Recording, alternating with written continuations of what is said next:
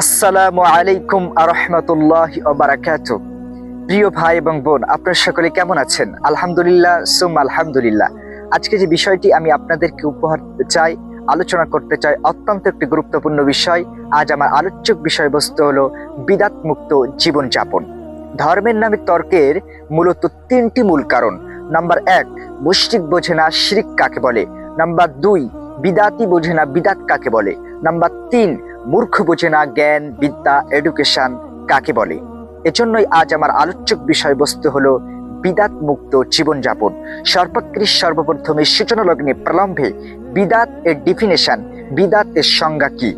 নবী মুহাম্মদ সাল্লাল্লাহু আলাইহি ওয়াসাল্লাম তিনি যেটা বলেছেন, তিনি যেটা করেছেন এবং তিনি যেটা মৌন সমর্থন দিয়েছেন, এর বাহিরে বাহ্যিকভাবে কিছু করার নামই হচ্ছে বিদআত। এখন প্রশ্ন, নবী মুহাম্মদ সাল্লাল্লাহু আলাইহি সাল্লামের যুগে ছিল না মাইক্রোফোন, নবী মুহাম্মদ সাল্লাল্লাহু আলাইহি সাল্লামের যুগে ছিল না মোবাইল, নবী মুহাম্মদ সাল্লাল্লাহু আলাইহি সাল্লামের যুগে ছিল না লাইট, নবী মুহাম্মদ সাল্লাল্লাহু আলাইহি সাল্লামের যুগে ছিল না এত বিল্ডিং, নবী মুহাম্মদ সাল্লাল্লাহু আলাইহি সাল্লামের যুগে ছিল না যানবাহন, অটো, টোটো ইত্যাদি লরি, নবী মুহাম্মদ সাল্লাল্লাহু আলাইহি সাল্লামের যুগে ছিল না এত সুস্বাদু খাদ্য, বিরিয়ানি, হালুয়া, তাহারিয়া, এগুলি ছিল না। তাহলে কি এগুলি বিদআত? না। নবী মুহাম্মদ সাল্লাল্লাহু আলাইহি সাল্লামের যুগে যেটা ছিল না, এখন সেটা নেকি, শরিয়াত, ইসলাম মনে করার নাম বিদআত। মনে রাখবেন, নবী মুহাম্মদ সাল্লাল্লাহু আলাইহি ওয়াসাল্লামের যুগে যেটা ইসলাম ছিল না, সাহাবায়ে কেরামদের যুগে যেটা ইসলাম ছিল না, 1450 বছর পরে এসে আজও সেটি ইসলাম হতে পারে না। আচ্ছা, আপনারা বলুন, এই পৃথিবীতে এমন কিছু কল্যাণ নিহিত আছে, মঙ্গল আছে, আর যা নবী মুহাম্মদ সাল্লাল্লাহু আলাইহি ওয়াসাল্লাম তিনি আমাদেরকে বলে দিয়ে যাননি, এমন কোনো বিষয় আছে? না, ইসলাম আমাদেরকে সবই বলে দিয়েছেন। প্রিয় ভাই এবং বোন, আচ্ছা আপনারা বলুন, এই পৃথিবীতে এমন কিছু অকল্যাণ আছে, অমঙ্গল আছে, আর যা নবী মুহাম্মদ সাল্লাল্লাহু আলাইহি ওয়াসাল্লাম তিনি আমাদেরকে নিষেধ করে যাননি, এমন কোনো বিষয় আছে? না। ইসলাম পরিপূর্ণ, ইসলাম পূর্ণাঙ্গ একটি জীবন ব্যবস্থা।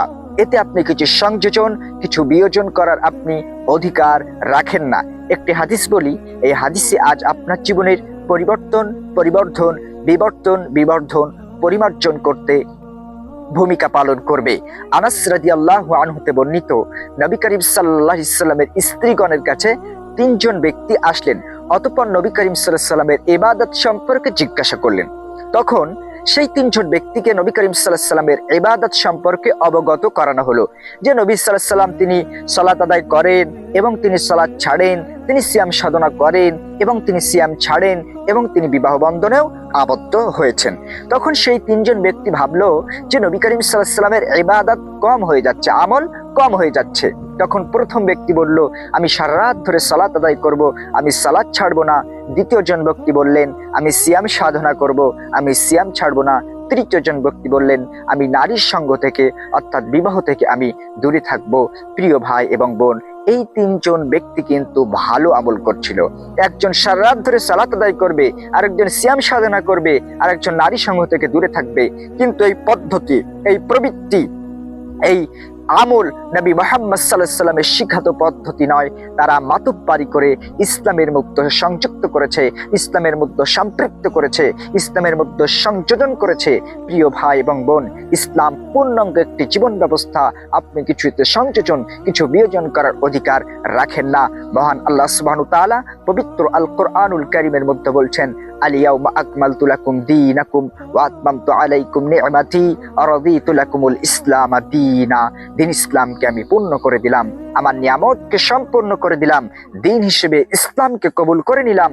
যে ইসলাম নবী মুহাম্মদ সাল্লাল্লাহু আলাইহি সাল্লামের যুগে পরিপূর্ণতা লাভ করলো, তারপরে আবার কার উপরে ওহী অবতীর্ণ হয়ে 4টি মাযহাব তৈরি করে একটি মাযহাবকে ফরজ করার অনুমোদন কে দিল? ইমাম আবু হানিফা রাহিমাহুল্লাহ ফরজ করে যাননি, ইমাম শাফি, ইমাম আহমদ ইবনে হাম্বল, ইমাম মালিক রাহিমাহুল্লাহ করে যাননি, ইমাম আবু হানিফা রাহিমাহুল্লাহর ছাত্র ইমাম মুহাম্মদ, ইমাম ইউসুফ করে যাননি, ইমাম জুফার করে যাননি। 400 হিজরি পূর্বে যে মাযহাবের কোনো অস্তিত্ব এবং নামগন্ধ ছিল না, তারপরে আবার কার উপরে অবতীর্ণ হয়ে 4টি মাযহাবকে মধ্যে একটি মাযহাবকে ফরজ করার অনুমোদন কে দিল? যদি ফরজই হয়, ফরজের বিধান আল্লাহ সুবহানাহু ওয়া তাআলা দেবেন। যদি সুন্নাত হয়, নবী মুহাম্মদ সাল্লাল্লাহু আলাইহি সাল্লাম দেবেন। এর যদি বিদআত না হয়, তাহলে বিদআত কাকে বলে বলুন? নবী করিম সাল্লাল্লাহু আলাইহি সাল্লাম বলছেন, মান আমিলা আমালান লাইসা আলাইহি ফাহুয়া রাদ। যে ব্যক্তি এমন কোনো আমাল করলো যাতে রাসূলের নির্দেশনা নেই তা পরিত্যাজ্য। আপনি যে আমাল করবেন সে আমলে নবী করিম সাল্লাল্লাহু আলাইহি সাল্লামের সিগনেচার লাগবে, দলিল লাগবে, প্রামাণ্য লাগবে। আচ্ছা, বোঝার চেষ্টা করুন, একটি উদাহরণ, একটু উপমা দেই।